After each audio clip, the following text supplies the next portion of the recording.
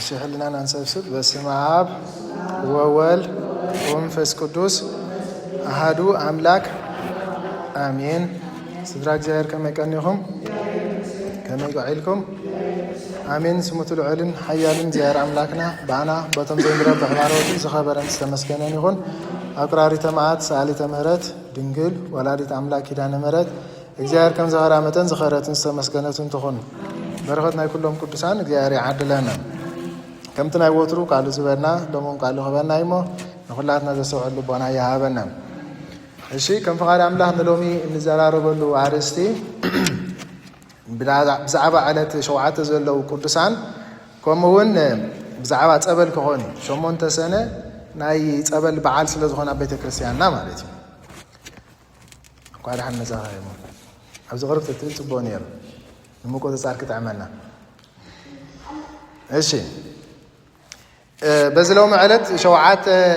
سنة كابز بعلو عبيتي قدسان نابنت قدس يايكوب زسروقي حجي من عالبات جن متوي نبرخت قوانا نامتان كاونجيل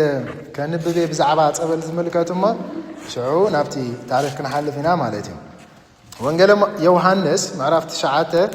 كفقد حادك 17 تغلتزلو قال كم زيول يسوس بمنقدي كحلف كله بعور استولد حادث سبعي رأيين داك مزامرتو دما ممهر إذا سبزي عور كوينو كولرسي من يزبدل نسوريو ويس ولدو إلهم حاتتو يسوس كا قبر عملا خابو منتيق قهادا أيو انبر نسو خانه ولدو أي بدلون حدا وقاك عايا الله زي كالو ليتي تمتسع اللامو معالت خلا قبر تزلاخن نكسرح يقبا عني إيو أب عالم كله برهان عالم أنا إيه إلو ملا سلام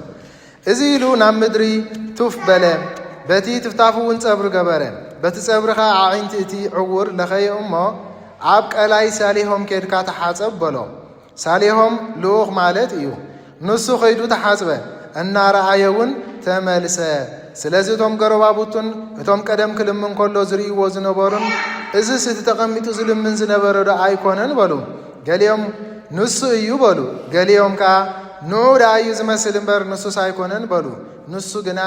أنا إيه بله سلازن ساتهم كميلا دعا عين تخات خفتا بلوه نسخة تيجي زبال سواي صبر جيرو عين تيلاقيو نفس عليهم كيرما تحاسب بلني كيدا مستحاسب كدما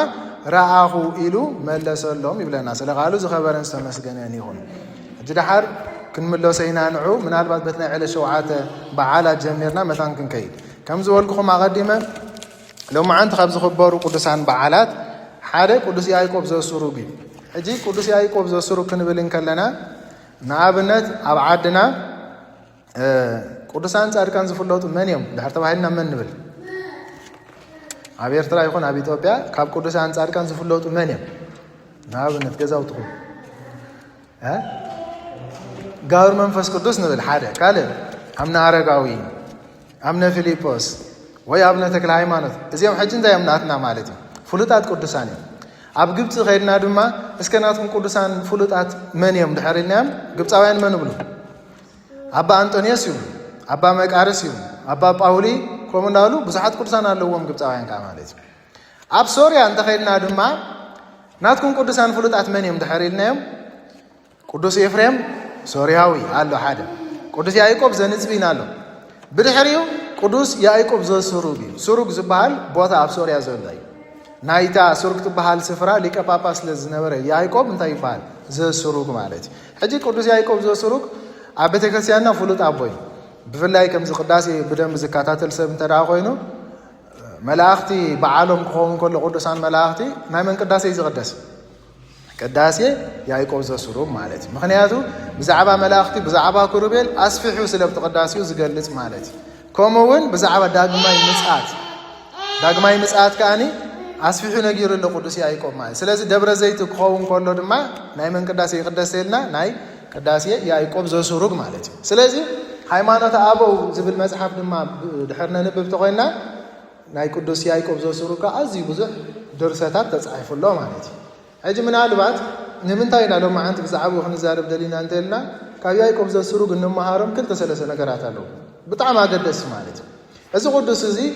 ኣብ ስሩቅ ተወሊዱ لكع ود 3 عامات كله أبو كهن لك كهنات نبره يبلوما نبيت كريستيان كقرب حزوا مسكرة حسانات كقرب يقبون إذن يمكن مسألة لنا مالت كقرب له إحنا ولا تزي قربنا حسانات كن كلهم يبلنا حجي أدي حزات متى كقرب حسانات مستسرعوا أتنايت بوتا لك بابا سات مصر عايو منفس قدوس حشق بولهم يبل حجي كقرب كله حسانات بمتى يمتقرب زغنا سب كقرب كله بمتى يتقرب بمتى يقبلنا دياكون بمتى يقبلنا كابسجا ودوم خبرنا كله بأرف مسكال يزبان أجي اتبقى باسجن أبيايكم مسباتها أكن بأرف مسكال بتسوى أستوي يبل مالك أبزحوا هوا يبل دحار إذا نجارز مسته يزي قدوس إنسان منفس قدوس جالس له جينا أول 3 عامات نكون سوت هزاره بيه تين قالوا لما 5 بلا أنس فر 3 جبرات بلايو انتهي لكم فرح كندي 3 جبرات أنا سي بزعوا 3 نجارات تجبر الله خير يفرح الله حجاز سوء الورد 3 عامات حسانه حجي اتباع باس منفس قدوس يزاربو خمزلو سلاز فلت ادما كسمعو تدالو يبل مالتي انتايو نغارنا مسبلو قداماي سيدو نفسي كابسغاي كتفلن كلاسي كما يكون يخوني لك حسب كله بطعم يفرح له حجري وزنا منفس قدوس مخان بزيز قالص حاده حصان بزعموت يفرح لي ولا انت بزعموتون ايفلطني مايت ግን መንፈስ ቅዱስ ከዛረበካ ሆሎ ቅዱሳዊት እንዳይልለው ካባፍቶም ዝጠቡን ህፃናትን መስጋና አዳለኻ ከመገሩ ህፃን ተዛሪቡ ኸይንብል ማለት አይኮነ እንደ ህፃን አማህፀን ዝነበረ ቅዱስ ዮሐንስ ክሳራሰር እንኮሎ ሪናይነ አብ ትንቢተ ኤርምያስ ሪናኻ حاركوك امكرس امك يبلومش جينا خماسنا دهان تجرك ስለዚህ እግዚአብሔር አምላክ እንተዳደሊው ንሁሉን ታጎብረ ሆይሉ አይኮነ እንደ ህፃናት አማንና ኢየሩሳሌሙን ታገረም ማብጊዜ ሆሳና ተዛራ ሲሮምን ዘሚሮምን የምንጎይታ ማለት ስለዚህ በፍጥራቱ ገሩ እግዚአብሔር አምላክ መስገን ይካለኝ ማለት ስለዚህ ከመውት እንከለخ ስጋይ ካብ ነፍሴ ክትፍለኸላስ ከመይ ከሆነ ይለኻ حاسب كله بطعم يفرحني حجي موت يفرحنا دنا እስከ ደሆነ መልሱ መት ይፍራህና እንታይ ሞማትና ሮኸ ተርፊው ሱዳን እንታይ ተፈርሐለና ገለዚ ብልሰባለ ሞት ከፍርሕ ማዓት ስለዚህ ገጠመና እኮ ይምበር መላእኮ ሞት ከመጽን ኮሎ ከማን አብተ ታሪኹ እንታይ ይዝብል ናብነት ቅዱሳን ከሞቱ ኮለው ከዓርፍ ኮለው ነፍሶም ካብ ስጎም ክትፍለኸላ ከመይ ድሕሪልና ጀማራይ ክርስቲያን ከዓርፍ ኮሎ ድሕር ኮይኑ ናብነት መላእክቲ ክልተ መላእክቲ ዕምባባ ናይ ገነት ሒዞም መጽኦም እንታይ ገብሮ የሸትትዎሞ ካብቲ ጣዕሚ ናይ ገነት ዕምባባ استلعله نفسه خبسكون እንታይ ትኸው ትፍለ ማለት ደስ ይልዎ በሐጎስ ዝማ መላእክት ሒዞሞ ንሰማያት ይኸይድ ማለት ምናልባት መንገድ ቅድስና ዝኸደ ኣብቲ ማእከላይ ደረጃ ናይ ቅድስና ዝበጽሐ ቅዱስ ተኸያ ኮይኑ ኸዓ ኣዝዮም ብዙሓት ኣላፍ መላእክት መጽኦም ብዝማሬ ብሽብሸባ ብደስ ዘብል ነገር እንታይ ገብርዎ ማለት ሒዞሞ ንሰማያት ይዓርጉ ማለት ምክንያቱ ጣዕሚ ናይ መላእክት ዝማሬ እዚ ተባሂሉ ግለጽ አይከልን ስለዚህ እኮ አባ ሕርያቆስ እንታይ ዝበለ ያስምዑኩሙ እቲ ጣዕሚ ናይ መላእክት ዝማሬ መላእክት ያስምዑኩሙ ናይ ህፃናት መሰንቆ እንዳበለ ኣብ ተሓዳፊ ነፍስ ቅዳሴ ዝነገረና ማለት ምክንያቱ ናይ ቅዱሳን መላእክት ጣዕሚ ነፍስ ከማን ካብ ስጋን ታገብር ዝካለ ዝፈልዩ ማለት ብጣዕሚ ጥዑም ስለ ዝኾነ ማለት ስለዚህ ኣዝዮም ኣላፍ መላእክት መጽኦም ሒዞሞ ይኸዱ እቲዮም ፍጹማን ቅዱሳን እንተ ኮይኖም ከመ ይዕረፍቶም ተልናኻ ኩሎም ቅዱሳን ተኣኪቦም መላእክት ተኣኪቦም ቅዱስ ዳዊት መጺኡ በበገኑ እንታይ እናገበረ እናዘመረ ጎይታ ተገሊጹ ወላዲት አምላክ መስኡ መጺያ ድማ ነዚ ቅዱስ ኣኽቢሮም ነፍሱ ካብ ስጉ እንታይ ይኸውን ማለት ተፈልያ ብደስታን በሐጎስን ናብ ይትኸይድ ናብ ሰማያት ትኸይድ ማለት እዚ ሕጂ ናይ ምን ኣማውታይና ንብል ኣለና ናይ ቅዱሳን ማለት ናይ ሓጥኣንከ ክብል ከለኻ ሞቱ ለሓጥእስ ፀዋግ ውእቱ ይብል ሞቱ ንሓጥእ ብጣዕሚ ክፉእ ይብሎ ማለት ገና እታ ነፍሲ ካብ ስጋ ከይተፈልያ ከላ መላእክት ጽልመት ይመጹ ይብል መላእክት ጽልመት ድማ መጽኦም እታ ሓደ ይብል በአፍ ልቡ ይረግጾ መጀመርታ ይብል ሽዑ ድማ እንታ ክገብሮ ይጅምር ብኹናት ገይሩ ክወግኦ ይጅምር ገና ነፍሲ ካብ ስጋ እንታይ ኮይነት ከላ ከይተፈልየት ከላ ማለት እቲ ሓደ ብእግሩ ኾሙ ክወግኦ ይጅምር እቲ ሓደ ብርእሱ ክወግኦ ይጅምር እቲ ክፉእ ገጸ ጽልሞቶም እናርአዩ ማለት እዩ ስለዚ እዛ ነፍሲ እዚኣ እናተሳቀየት ገና ከይተፈለየትን ከላ እናተሳቀየት እንታይ ትኸውን ማለት መከራኣት ይጅምር ማለት እዩ ሽዑ ድማ ብድሕሪኡ ናብቲ ክፉእ ስፍራ ትኸይድ እሞ ኣብኡ ዘሎ ስቅያትካ ከምዚ ኢልካ መቸም ኣይግለጥን ኣብዚ ዓለም እዚ 10 ዓመት ብሓዊ ክትቃፀል ሓይሽ ካብ ኣብ ሲኦል ንዘለኣለምካ እንታይ ክትከውን ኣብ ሲኦል ኣቲኻ እንዳተሳቀኻ ክትነብር ማለት እዩ ስለዚ እዚ ቅዱስ ያዕቆብ ብህፃንነቱ እምባረ እንታይ በለ ነብሰይ ካብ ስጋይ ክትፍለ ከላሲ ከመይ ኮን ይኸውን ኢለ ሓስቡ ከለኹስ ብጣዕሚ ይፈርሕ እዩ ካልኣይ ኢሉ ድማ ዕርቃነይ ኣብ ግዜ ፍርዲ ኣብ ቅድሚ ጎይታ ክቆውም ከለኹሲ ብጣዕሚ የፍርሐኒ ከመይ ኮን ይኸውን ኢለ ኢሉ ማለት እዩ ሕጂ ኩላትና ክንፈልጦ ዘለና ኣብ ግዜ ፍርዲ ኩሉ ሰብ ኣብ ቅድሚ ፍርዲ ናይ ጎይታ እንታይ ክገብር ክንቆውም ከለና ኸ ዕርቃና ክንብል ከለና ሕጂ ንኣብነት ኣቦና ኣዳምን ሄዋንን ካብ ገነት ተሰጊጎም ክወፁ ከለዉ ጎይታ እንታይ ኣልበሶም ይብል እግዚኣብሔር ኣምላክ ካባ ናይ ቆርበት ኣልበሶም ምሽ ይብለና እዚ ማለት ኣብ ምድሪ ንሕና እንታይ ክንከውን ኣለና ኩሉ ግዜ ሽፉናን ኢና ክንከውን ዕርቃና ክንከውን የብልናን ምክንያቱ ክዳንና ናይ ምንታይ ምሳሌ እዩ እንተልና ናይ ፀጋ እግዚኣብሔር ናይ ብርሃን ልብሲ ምሳሌ ክዳን ሰብ ተኸዲኑ ክኸይድ እንከሎ ማለት እዩ ዕርቃና ክንከውን እግዚኣብሔር ኣምላክ ፈቃዱ ይኮነ ዋላ ኣብቲ ጥዑም ግዜ ኣቦና ኣዳምን ሄዋንን ከማነይ ወላ ሓንቲ ዘይፈልጡን ክንሶምን ከማነይ እንታይ ከደኖም ይብል ካባ ከደኖም ይብል ማለት እዩ ስለዚ ወዲ ሰብ ዕርቃኑ ክኸውን የብሉ ኣብ ግዜ ፍርዲ ኩሉ ሓጢአትና እንታይ ክኸውን እዩ ማለት እዩ ተገሊፁ ኣብ ቅድሚ ፍርዲ ናይ ጎይታ እንታይ ክንከውን ኢና ክንቀውም ኢና እዚ ድማ ብጣዕሚ ዘፍርሕ ነገር እዩ ምክንያቱ እግዚኣብሔር ምስ ቅዱሳን መላእኽቱ ደው ኢሎም ንዓና እንታይ ክገብሩ እዮም ሕጂ ንኣብነት ንእሽተይ ኢልና ዝነዓቕናዮ ሓጢአት ኣሎ ፈፂምና ዝረስዓናዮ ሓጢአት ኣሎ ከንጭራሽ ገሊኡ ሓጢአት ምዃኑ ዘይንፈልጦ ዝገበርናዮ ሓጢአት ኣሎ እዚ ኩሉ ግን ጎይታ እንታይ ይገብረን ብንስሓ ተዘይደምሲስናዮ ኩሉ ኣብኡ ተፃሒፉ እንታይ ክንከውን ኢና ማለት እዩ ተገሊፁ ብዕርቃና ኣብ ቅድሚ ደው ክንብል ኢና ሓጢአትና ድማ ክንበብ እዩ ኣብ ቅድሚ ኩሎም ድማ እንታይ ክንከውን ኢና መልሲ ኸማን የብልና ክንሓፍር ኢና ምክንያቱ እዚ እንታይ ዝብል ተሰብህ ፀጋኪ ኣብቲ መወዳእታ ኣመ ይመፅእ ወልጪ መንፈቀ ሌሊት ኣመ ይመፅእ ወልጪ መንፈቀ ሌሊት ኢሉ እንታይ ድብል በስልጣን ኣሚሃ ይቀውሙ ሓጣን ኣሚሃ ይቀውሙ ሓጣን ናና ኣሚሃ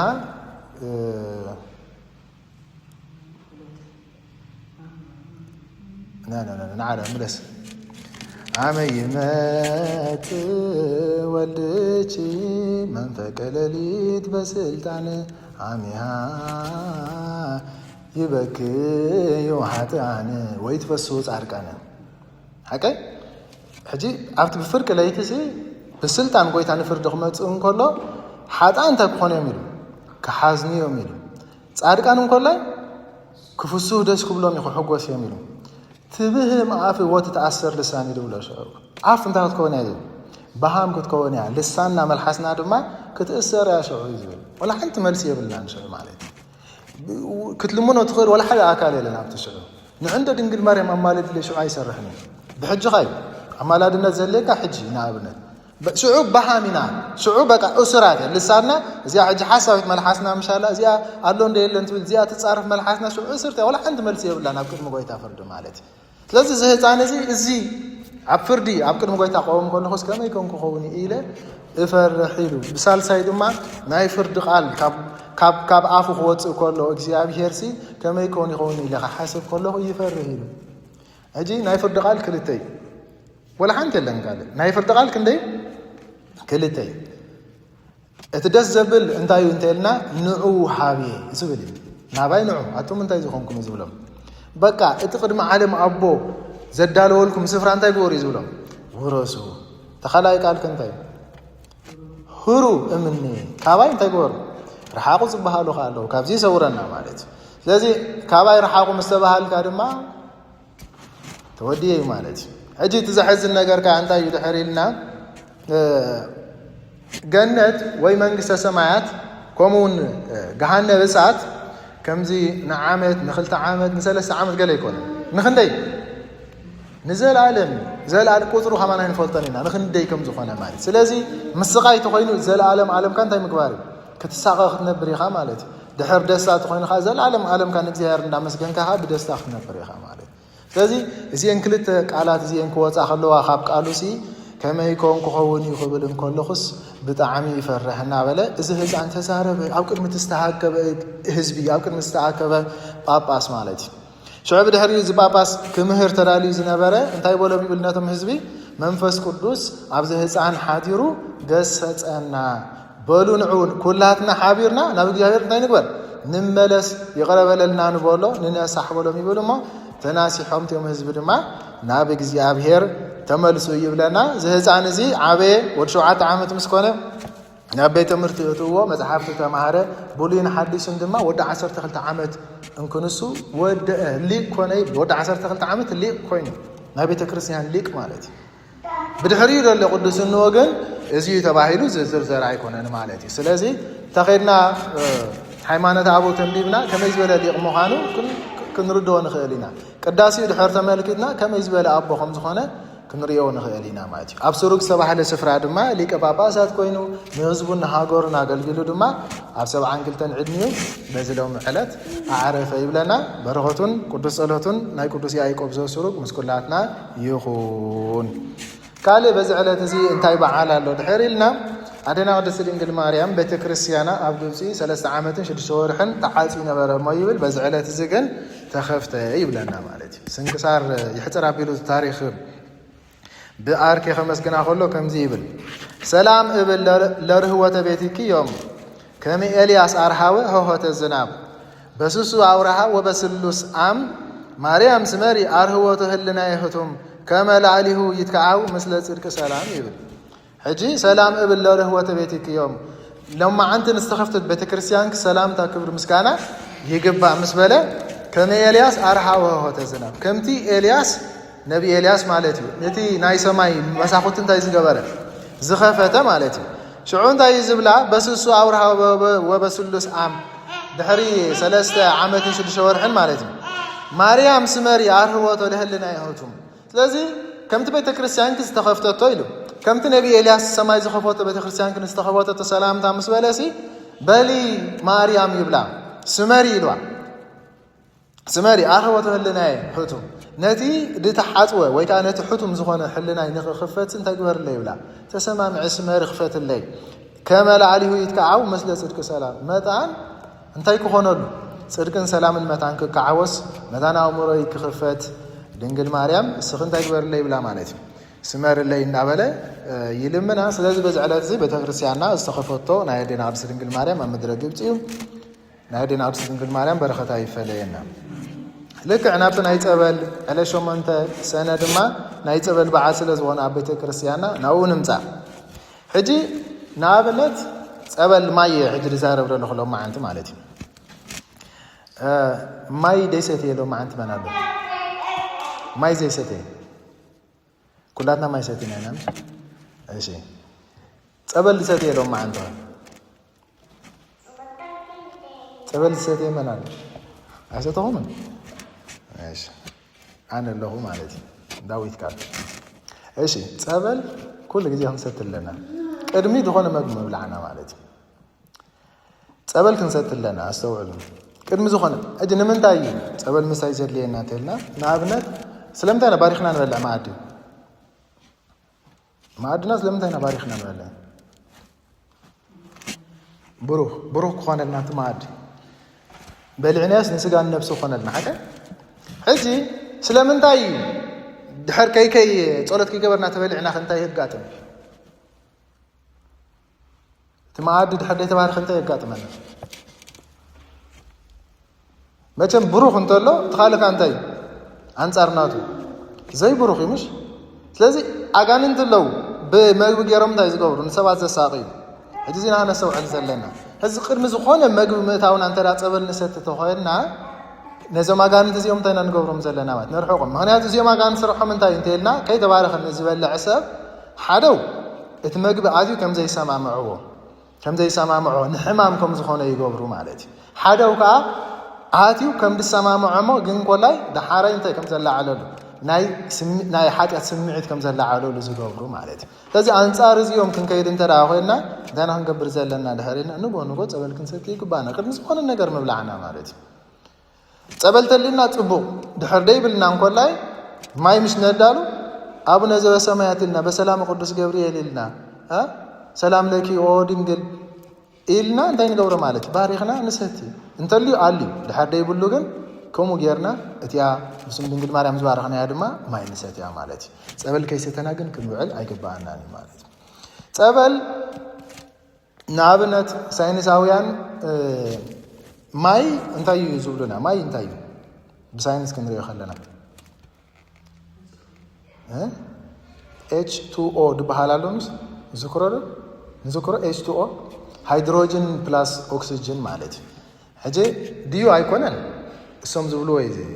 እግዚኣብሔር ዋኑ ማለት ስለ ዘይረአና ንኣብነት ሃይድሮጅን ምስ ኦክሲጅን ኣላጊቡ ማይ ዝሰርሐ ርኢና ንፈልጥ ኢና ዝብልዎ ግን ንብል ማለት እዩ ሃይድሮጅን ፕላስ ምክንያቱ ሓደ መምህር ከምኡ ኢሉ ክምህር እንከሎ እዚ ኣብ ኬሚስትሪ እንዲኻ ትመሃሮ ከምኡ ኢሉ ክምህር እንከሎ ሓደ ተምሃራይ ሓቲትዎ ሃይድሮጅን ፕላስ ኦክሲጅን O2 H2 H plus O2 ማይ ዋተር እዩ እዚ ኳልቲ ዋተር ምስ በለ RN አይዶ ይኽእል ስለዚህ ሰውጊጎ ማለት እዩ እዚ ተምሃራይ RN ስለዝወለ ሕጂ ንበሎ ደሓን ማይ ድሕር ሃይድሮጅን ፕላስ ኦክሲጅን ተረኣ ኮይኑ ፀበልከ ድሕር ኢልና መንፈስ ቅዱስ ዝተሓወሶ እንታይ ማለት እዩ ማይ ማለት ካል ፍሉይ ነገር ወላ ሓንቲ የብሉ መንፈስ ቅዱስ ዘለዎ ማይ ማለት እዩ ፀበል ክንብል ከለና ሕጂ ማይ ኣብ መጽሓፍ ቅዱስና ካብ መጀመርታ ክሳብ መወዳእታ ኣሎ ብዛዕባ ናይ ማይ ታሪክ እንተዳሪና መጽሓፍ ቅዱስና ካብ መጀመርታ ክሳብ መወዳእታ ኣሎ ኣብ ኦሪት ዘፍጥረት እግዚአብሔር መጀመርታ እንታይ ዝብል ተቀዳማይ ጠቅሲ ሰማይን ምድርን ፈጠረ መንፈስ አምላክ ካብ ልዕሊ ማያት እንታይ ይገብር ነበረ ይዝንብ ነበረ ይብለና ማለት እዩ ክሳብራ ዮሐንስ ድሕር ከይድና ብዛዕባ ማይ ኣይሂ ይብለና ምስ ነሒሉ ኦሪት ክንከይድ ከለና ማይ ኣይሂ መፀ ይብል ነቲዮም ኩፋት ሰባት እንታይ ገበሮም ኣጥፈዎም ይብለና ሓቀ ከምዚ እንዳበልና ኣብ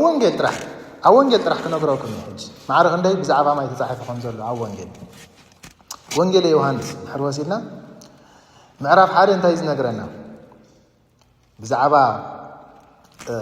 بمجمرتا بمسير جمر قال نبره تقال ابا املاح نبره تقال بعلو املاح نبره ناله جميرو دحارجن بزعبا من يقتل بزعبا يوحنس مطمق ملكوت حكى يوحنس مطمق ملكوت انت يقبر نبره يزولنا يطمق نبره بمنታይ ዘጥምቅ ነይሩ በማይ ማለት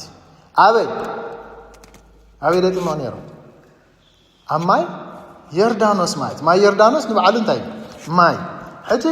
ልክ ከይዱ ይሓትዎን ዮሐንስ መጥምቅማ من يخسر خبلوه خلو أنس بماين جت موقع ما دخلنا الساحة بدحرة زي ما تسكن بمتى يحط موقع ميزول بماين بحاول كتبوقكم من داوله دم أقول سيوان بزعبة ماين أنت يقبر يزارب معرف كل تدحر كنا وانجلي يوحنس أنت نركب كأننا نايجلي لا مالتي أو كأننا نايجلي لا خقويتا نتماين أنت يقبر بلنا ناويني غيره يبلنا حاجة دحر كاسلنا معرف ثلاثة تغيرنا معرف ثلاثة قويتا مس نيكوديموس كزارة كله نري بزعبة تمكت كزارة بخلو نيكوديموس هيتردون كام ماين كام منفس كده سنديته ولا من قسم لحتى جبراني له أيري يعني خل بزعبة أنت ينقرنا مالت بزعبة ماي معرف أربعة وإنجيل يوحنس انترا قلتلنا فسامراوي سبيتنا رهبا أستيني أنت يجيب لا قويتا ماي أستيني أنت ماي نساخمان كم زنا علي تزربات زاربه مش سخاي هداون دها أنا سامراوي تخمي كر كان عيد منني لاتو هي ابن يا أملاخ الزلمنا كده لها من مهان أنت تفلتسي نسخن تايم قبر كيلوا ملهم من كيانير نسون تايلوا شو ما يهوت ما هذا كنيرو إلوا مايت شعور حار كمان تلو منو إذا ما يهوت سي بل مثلا عندك أنا مسي ما يكيد كده حتى ما يهوت أنت قبر أنت ولا سخان ماليسا هذا نسلس بزعان تاي زاربه مالت بزعبا ماي حارم معرف حالفنا لنا من معرف حمشة وين يلي هذا سخيرنا بيت سايدان نركب بيت سايد احنا من تيسفراي تسالسان شو مندن عامد حامي ولز نبره ناي صبل سفرا ناي ماي سفرا مالتي من نوات نايتي ماي يصبيو حممات አለው ملاك እግዚአብሔር መጽ የናውቶ ቀዲሙ ዘአቶ እንዳይኸው يحاول يرو مالت سلاسان شمونتن عامت كذا حميم حد نبره يبل أب متأجو يناف صمر بعاني ذكره مالت قويدا نزم متأجو جن نافت ما يسوون تجور يزبل نوي عامت كم زحمة فليتو عرات كالعلكة تجور له تنس يبلو مالت معرف شو دشين دخلنا ناون لكعيو بزعبا ما يكزارب كله قويدا ينادر مالت كمان إندا يزبلهم زمان تلوسي يبلهم مسايور كزارب كله نابا يمسا اتخاباي سترما نزل عالم تكونوا لي زبل زي قارط وحازي ما يكونوا لي نالو قويتا دما بزعبا ما يكزارب كله نري مالت معرف شو عات تبلنا كومو بزعبا نيبون ابراهام نحاتو ايهود نسو دما اسو ما يهيبوت كم تخوني ينغرم معرف شو مونت نتيرنا معرف عات تخيرنا دما ازلوم معنتي زنببنا يا قدما بينا تاريخ نركب مالت حجي ابس تاريخ زي خمزرانا يو دما قويتا حلفون كله بعور استولد سب انت جبريل رأيه حجي استوعله قويتا حلف كله بعور استولد ترقامي خمس نقرنا زعور زي عيني زي عينه زعورت راح سيكون سي عين ملكت كمان زي نوري ولنا مالت حجي انتي مالتي تحريلنا استاتوس جنبار طرحي مالتي حجي دك مزامر تخا خمس بولو ويد ممهر اذا سبيس عور كوينو كولد من يزبدل نسوديو ويس ولدي لم حاتيتهم اجي تزغرم ነገር انا حاده ነገር نرمو انتينا نغبر ودياوينا نفرج مسرايو كم سبات انتايلم በቃ ኃጢያት ገሩ ከሆናለው ወይ ጋ በኃጢያት ምክንያት ይፈም ዝጋጥ ይመዘሉ አውር ኮይኑ ዝተወለ ምክንያቱ ሰዓት ዘጋጥን ፉሊ ነገር ሰብ አይንቱ ደይሪ ከሆነ ይኸዲ አይን ምልክት ዘይ ብሉ ግን ተኮይኑ እዚ ፉሊ ነገር ይሐቀ ስለዚህ ኃጢያት ከም ዘሎ ሓሲቦም ግን መን ከም ዝገበረ ኃጢያት ታይገበርዎን አይፈለጡዎን ማለት ምክንያቱ ኣብቲ ግዜ ትሲ ዘመነ ኦሪትዩ ድኾነ አካሉ ዝጎደለ ሰብካ አይሁድ እንታይ ሎም ዝሓስቡ ኃጢያት ዝገበረ ጥራሕ ስለዚህ ጎይታ ከምዚ ኮይኑ ክውለድሲ እሱ ይበድሉ ወይስ ወለድዮም ሕጂ ክልቲው አሸጊርዎም ስለዝኾነ ንምንታይ ንሱ በድሉ ክብሉ ይኮሉንም ምክንያቱ እቲ መጽሓፍ እንታይ ይልና ኢየሱስ መንገዲ ክሓልፍ ከሎ ብዕውሩ ዝተወልደ ሓደ ሰብኣይ ረኸበ ይብል ብዕውሩ እንታይ ዝገበረ ዝተወልደ ስለዚህ ማዓሰይ ኃጢያት ገይሩ ሙዓዊሩ ምክንያቱ ብዕውሩ እንታይ ኮይኑ ተወሊዱ አሃ እሱ ድሕር ሓደ ደገበረ መን ገይሩሎ ማለት እዩ ወለዱ ገይሮም አለው በመባልካ ግን እርግጠኛ ተስለዘይኮን ንጎታ ሓተሞ መን ይበድሉ አንሕና ሰባት ፈረቲና በቃ ርግጠኛታት ኮይኖም ኃጢያት ከም ዝተገበረ አረጋግጠም መን ኃጢያት ከም ዝገበረ ግን ርግጠኛታት አይኮን ስለዚህ ጎይታ ሓተሞ ጎይታ ዝሃቦም ግን ንሱ አይበደለን ወለዱን አይበደሉ እንታይ ዳ ክብሪ አምላኻው መታን እንታኸው ክግለጽ ስለዚህ ሓደ ግዜ ፉልያት ሰባት ክንርኢ ከለና ምናልባት ጎይታ ክብሩ አቦም ተኸገብር ስለዘለየ ይኸውን ክገልጽ ስለዘለየ ክኸውን ይኽእል ወይ ድማ ንዓና ንምንታይ ክኸውን ይኽእል ንምስጋና ንኣብነት ዓይኒ ዘይብሉ ሰብ ክንርኢ ከለና ንሕና ዓይኒ ስለዘለና ንመን ነመስግን ማለት እዩ ንእግዚአብሔር ኢድ ዘይብሉ ሰብ ክንርኢ ከለና ኢድ ስለዝሃበና ንሕና እንታይ ክንገብሮ ይግባአና ከነመስግኖ ይግባአና እግሪ ዘይብሉ ሰብ ክንርኢ ከለና እግሪ ስለዝሃበና ንሕና ከነመስግኖ ይግባአና ስለዚህ ስለምንታይ ሰባት እንታይ ይኾኑ መን ጥራሕ ዝፈልጥ እግዚአብሔር ጥራሕ ይዝፈልጥ ማለት አሕና ክንፈርድ አይግባአና ማለት ስለዚህ ጎይታ ድማ ግብረ አምላኻው ምን ተኸጋዳ አንበር ንሱ ኾነ ወለዱ አይበደሉም ኢሉ እንትፍ በለይሉ በቲ እንታፍናቱ ኻኒ ጸብር ገበረ ኣብቲ ግንባሩ ድማ ናይ ዓይኒ ምልክት ገይሩሉ ሽዑ ግን በቃ ዓይኒ ኸይብረህ አይኮነን ኢሎ ናበይ ኪድ ኢልዎ ናይ ማይ ሳሊሆም ከልካ እንታይ ግበር ተሓፀብ በለይሉ ሕጂ ኣብዚ ጎይታ ክምህረና ዝደለየ እንታይ እዩ ድሕር ኢልና ጸበል እንታይ ከም ዝገብር ከም ዝፍውስ እዩ እምበር ጎይታ በዓሉ እንታይ ክገብሮ ካለ ክፍውሶ ካለ ነቲ 38 ዓመት ዝሓመ እንታይ በሎ ኢልና ዓራት ካልዒልካ በቃ በቃሉ ተገይርዎ ማለት እዩ ክፍውሶ ከሎ ንርኢ ማለት እዩ ስለዚህ በቃሉ ድፈወሶም ኣዝዮም ብዙሓት ኣለው እቲ ሓደ እኮ ዓይነ ስውር ዝነበረ በርተሜዎስ እኮ መፂኡ እንታይ ዝብሎ ወዲ ዳዊት መሓረኒ ምሽ ብሎ እንታይ ክገብረልካ ትደሊ ክብሎ ከሎ ሽዑ ዓይንተይ ክርኢ ምስ በለ ቢዱ ደስሳ ቢዱ በል ረአ ኢልዎ ዓይንቱ እንታይ ኮይነ በሪሄን ማለት እዩ ስለዚህ ብኩሉ ጎይታ እንታይ ክገብር ካለ ክፍውስ ክምሕር ይካለ እዩ ማለት ሓደ ካብቲ ንምሕረት ዝጥቀመሉ እምበኣር እግዚአብሔር አምላክና እንታይ ተልና ጸበል ስለዚህ እምበር ኪድ ማይ ሰሊሆም ከድካ እንታይ ግበር ተሓፀብ ከይዱ ድማ ተሓፂቡ መስዋዕተ እናራአየ እንታይ ገበረ ይብል መፀ ይብል ማለት እዩ ግብርን ምስጋና ንዑ ይኹን ነው ማለት ካማ እንዳሓረ ይሓቱ ወመሊሶምስ እዚ ሲ ብዕውሩ ዝልም ዝነበረ ደይኮነን ክብሉ ከለውቶም ጎረባብቱ قالياتهم ونسي قالياتهم نعيز مثل بريلا نص ما تنتهيلهم آني لهم بس هذا عود دينا مركان من دافع ويسك مسبلو تيجي الصباحال انت جرني له صبر جيرو كذا ما يسال يوم تحاسبي ومس مصاف انت عندكم كمتيل ان راكم مسيلو كمسكرن كل نريو معناتي حجي صبل تخبروا كل نري كفوس نقول صبل ابوريت نري حجي له كسمودات عالمون كلي معناتي نابنت كلاي نقص معرف 5 هون رخلنا ناي نعمان استبحال ناي سوريا مكونن አለው እንጂ አብት ዘመኑ ዘመነ መንየሩ ነብይ ድሕሪልና ነብይ ኤልሳዕ ማለት እዩ ናይ ነብይ ኤልያስ ዝተተከ ነብይ ኤልሳዕ ነይሩ ሕጂ እዚ ንእማን ለምጽ ሒዝዎ ሶርያዊው ለምጽ ሒዝዎ ዳር በወረወረ እንታይ ሰሚዑ ኣብ እስራኤል እኮ ኤልሳዕ ዝተባሃለ ናይ እግዚአብሔር ነብይ ያለው ንሱ ክፍውሰከይ ናብ እስራኤል ዘይትኸይድ ኢሎም ልክዕ ድማ መኳንንቱ ሒዙ ናቶ ወታደራት ሒዙ ናብ እስራኤል መጺ ደሊ ነብይ ኤልሳዕ ረኺቦ ስለዚህ ናባኻ ዝመጽኹ ክፍወስ ይልዎ ስለዚህ ፈውሰኒ ምስ በሎ ነብይ ኤልሳዕ እንታይ በሎ ይዝብል ኣብ ማይ ዮርዳኖስ 7 ጊዜ ብልቕ ጥልቕ እትውፅእ በል ክትፍወስ ኢኻ ኢልዎ ንእማን ኣብ ሰዓት እዚ ግን ሓሪቑ ኣነሲ ተቆጣዕ ይዝብል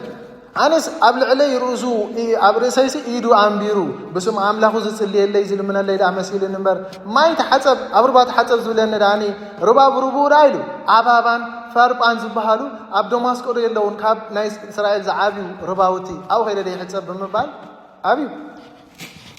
ድሓር ክኸይድ ክምለስ ምስ በለ እቶም ናቱ ኣማኸርቲ ጥዑያት ኣማኸርቲ ነይሮም ሕጂ መቸም ኣማኻሪ እንታይ ይገብር ወየጥፍእ ወየልምዕ ማለት እዩ ሕጂ ናይ ንእማን ግን ጥዑያን ነይሮም እንታይ በልዎ እዩ ዝብል ካማኒ ንእማን ኢሎሞ ንዓሞ ኢሎሞ እስኻ እኮ ነዚ ይኮነን ኣብ ማይ ኣቲኻ መውፃእ ኣይኮነስ ንኻልእ እኳ ተዳሊኻ መፂኻ ክንዲ ዝወርቂ ክፈል ክንዲ ዝኣሻሓት ክፈል ተዝብለካ ነይሩ ክትከፍል እኮ ተዳሊኻ መፂኻ ነርካ ኢኻ እዚ ዳ ቀሊል እንዲ ካማን ኢሎሞ ሽዑ ኪድ እሞ 7 ጊዜ ከም ዝበለካ ማይ ዮርዳኖስ እቲ ውፅእ ኢልካ ምሳሌ ሕደይ ተፈወስካ ሽዑ ንኹናት ክንገብር ምስ ኢየሩሳሌም ምስ እስራኤል ምኽንያት ይኾነና ኢሎሞ حجري ودك سبات كل جزء ما كم كمزي gratis نزع دحرخينا ننعى عوينا حكين ها دغفلنا بقى مكرانا زرينا تخوينا ندليو قدم بقى حجي صبل علينا بنصاي كاب حممتينا ليش يتحملنا كاب ناب صبل سبنا بيز قداد حكمنا كير حكمنا دحر خلت سمنتاي ما ذكر تفلطوا هم تتخفلوا مالتي حجي نتسخف لنا ነገር በጣም ኢና نحنا ክሳይ ንገብረሉ ማለት ገሊ ኮሎ ሰብ ተላዓይሉስ ናበይ ኸይ በቃ አጥመቅቲ ገለ መለ ድባሃሉ ምሻለው በቃ ካብዝን ኢትዮጵያ ካብዝን ኤርትራ ኸይዱ ሕጂ ናብ ጸበል መኻሪኩም ኩን ኣነ ዝቃወም ዘሎ ካሰውዕሉ ናብ አጥመቅቲ ዝባሃሉ ማለት ሕጂ ጥዑያትን ደይጥዑያትን ስለ ዘለዎ ማለት ሕጂ ብነፃ ኸይ ኮነን እዞም ፈልጦ ዘለና እዞም አጥመቅቲ ድባሃሉ እዞም ፍሉጣት ብዙሕ ነገራት ኣሎ ማለት حجي اتنا مجمرتا ግን ትነጻ ዝኾነ ነገር ደገሪፍና ስለንኸይድ እንታይ ንረክብ ማለት መከራና ኢና ንርኢ በቃ ገንዘብና ኢና ንኸስር ግዜና ኢና ነጥፍ ጉልበትና ኢና ነጥፍ ማለት ኣነ ኮይ ዝከረን ናብነሲ ሕጂ ካሉ መግረፎ ቅዳሴ ብገንዘብ ተዝኸውን ነይሩ ቁርባን ክቆርብ ዘሊ $100 ክኸፍላለሁ ተዝባሃል ነይሩ ምተቀዳደምና ኮ ነይሩ ብነጻ ስለ ዝኾነ ኮይ ሰብ በቃ ክሳይ ዝገው ኮሮና ግዜ ክመጽ ሆሎ ድሕር ዝከረኩም ተኾይኑሲ ቤተክርስቲያናት ተዓጺ ሓቀ ሕጂ ቅዳሴ እንገብር ከለናስ 57 ሕጂ ዞም 57 ንኻኣትውኻ ኣቐዲምካ እንታይ ዝግበር ዝምዝገብ ማለት ባለው ሎሚ ዝተመዝገቡ ነቲ ሓንቲ መፅለላ ቅዳሴኻ መዝግበ ካብ ሩሑቕ ቦታት ካብ ግራው ግንደን ከይተረፈ እንዳመፁ ማለት ሕጂ ነፃ ምስኮነኸ መን ይመፅእ ስራሕ ሲዩ ሕተ ዝዕፆ እኮ ነይሩ መልሶ ከም ተቐዳደመ ነይሩ ድሕሪ ሕጂ ሰብ ብምዝገባ መሚእቲ ፍራንክ እንዳኸፈለ እዩ ዘቕድስ ንብል ነርና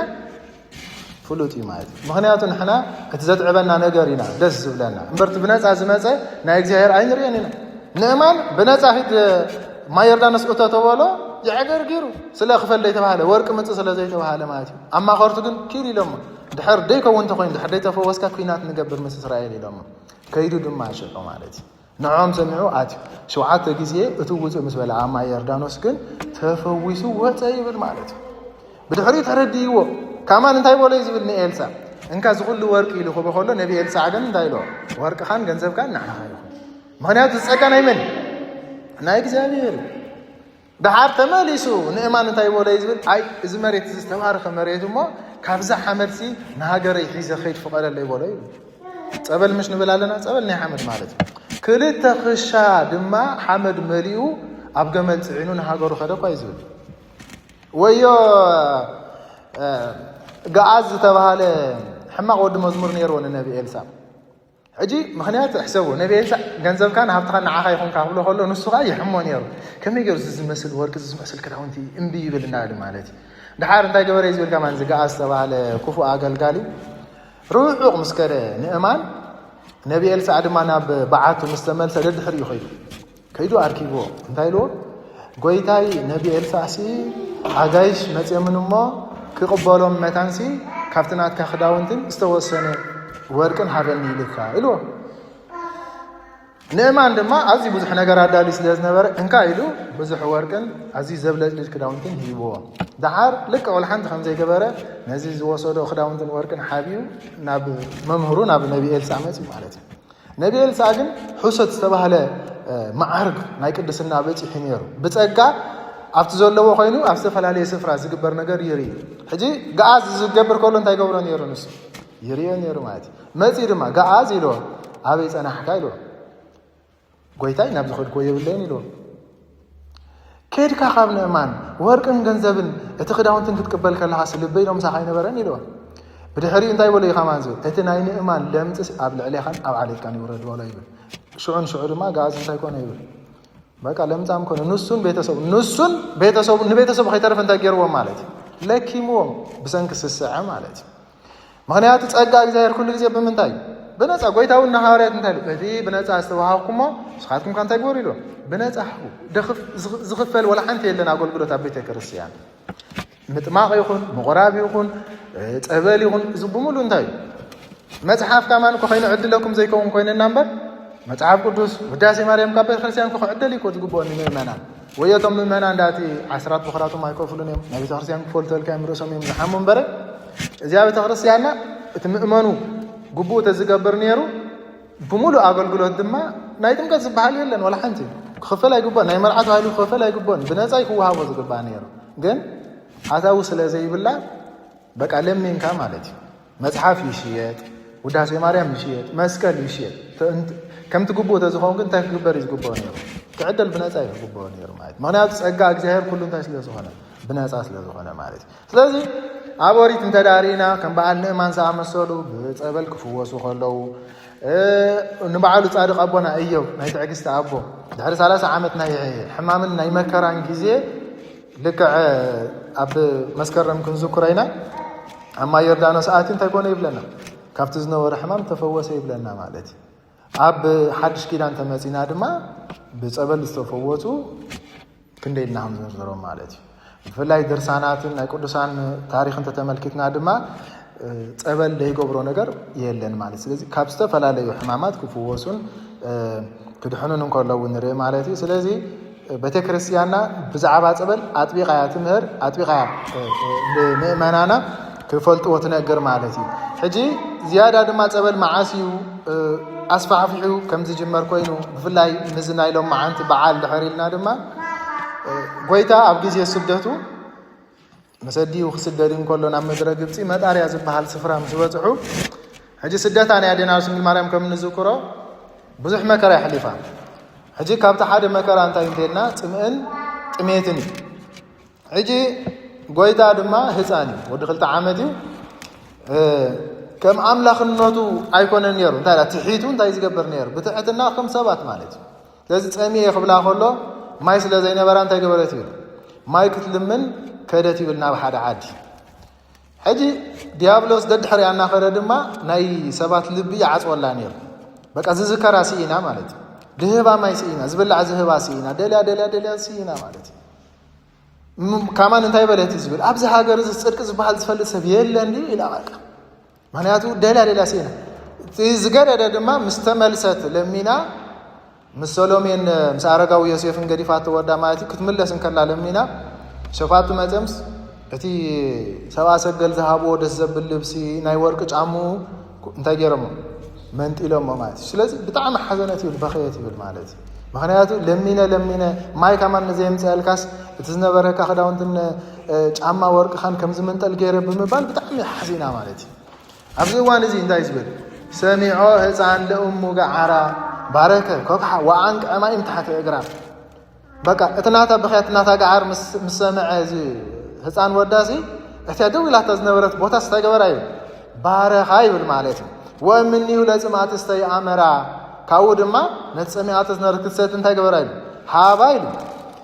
ከመይስቲ ዋሰባ ሃገር ለይት ማይ አምረራ እቶም ደቀ ተዓደት ያግን ካፍታ ማይት ያመታን ከሰት እንታይ ገበራ እዩ አምረራ ይብለና ማለት ወለ ረሑቅ አንፈውስ ወጥም ትገብራ ኑሩ ንሰብ ነተማጋይሽን ካብ ረሑቅ ቦታ ንስማቱን ግን ጥዕምትን ፈውስን ገበራ እዩ ቅዱስ ዳዊት እንታይ ዝበለ በልዎ ለእግዚአብሔር ግሩም ግብርከ ንእግዚአብሔር ስራሕ ጋንታይ ድንቅ ይበልዎ ኢሉ ማለት ሕጂ ሕሰብ ወሬው እቲ አማይ አፈልፊሉ ማይ ጸበል አውጪ ጎይታ ማለት እዩ ጋሻ ዝኾነ ሰብ ሓላፍ መንገድ ክሰት ተኸሎ ጥዕምትን ፈውስን ደቂ ተዓደ ክሰት ዋኸሎ ግን መራር ማለት እዩ ምክንያቱ እንታይ ስለ ዝገበሩ ነዲኡ ስለ ዝኸልከልዋ ስለ ዝኣበይዋ ማለት እዩ ከምተ ልቅስ ከምተ ሓዝን ስለ ዝገበርዋ ጎይታ አፈል በዚ 8 ሰነ በዚ ዕለት እዚ እምበኣር እዚ ጸበል እዚ ዝፈልፈለሉ ስለዚ ቤተክርስቲያንና ድማ ነዚ ዕለት እዚ ብምሓዝ ናይ ጸበል በዓል ትገብር ማለት እዩ ልክዕ ብድሕሪኡ ድማ 8 ሰነ ልክዕ በዚ ዕለት እዚ ከዓ ኣብታ ቦታ እቲኣ ቤተክርስቲያን ተሰሪሑኻ ቅዳሴ ቤታ ተቐዲስላ እዩ ማለት እዩ ስለዚ ጎይታ ዝገበሮ እዩ ቅዱሳን ዝገበርዎም ጸበል ቅድም ነይሩ ሕጂ እውን ኣሎ ቀደም ፍውስ ነይሩ ሕጂ እውን ይፍውስ ጌናውን ክፍውስ እዩ ስለዚ መጀመርታ ፈውሲ ርሑቅ ከይከና ኣብ ከባቢና ክንደልዮ ይግባአና ማለት እዩ መዝሙር ዳዊት ምዝማር ምንባብ ፈውሲ እዩ መዝሙር ዳዊት ክንደግም ከለና ኣጋንንት ኻባና እንታይ ዝገብሩ ይርሕቁ ከም ዋልታ ይከላኸል ከም ኪናት ድማ ጸላእትኻ እንታይ ዝገብር እዩ ዝወጊ መዝሙር ዳዊት ሓደ ፈውሲ ሓሊፉ ካብዚ ሓሊፉ ብድኽመትና ምክንያት ሕማም ተመፂና እንታይና ንገብር ናብ ሕክምና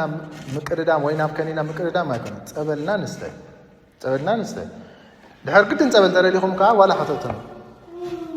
ናይ ዝተፈላለዩ ብዙሕ ጸበል ኣለኒ ማለት ድሕር ደሊኹም ክመኩም ኸለ ግን ትጥቀሙሉ እንተኾንኩም ድምፀልካ ጸበል ኣለኒ ኢልካ ኣብ ትረቶ ነው ትሽኩዖ ዘይኮነ እንተዳ ኮይኑ ማለት እዚ ኮይኑ ግን ኩሉ ግዜ ጸበል ንስተ ስለዚ ሕማምን ትናቱ ዘርን ዘበለ ካባና ክርሕቕ እዩ ማለት እዩ እግዚአብሔር አምላክ ስለሁሉ ነገር ዝኸበረን ዝተመስገነን ይኹን ስለዚ ማዓረናን ዝማዓረናን ብድጋሚ ክብሪ ምስጋና ንዑ ይኹን ናይ ወላዲት አምላክ ድማ በረኸታን ረድኤታን ኣይፈለየና ክብርን ምስጋናን እግዚአብሔር አምላክና ይኹን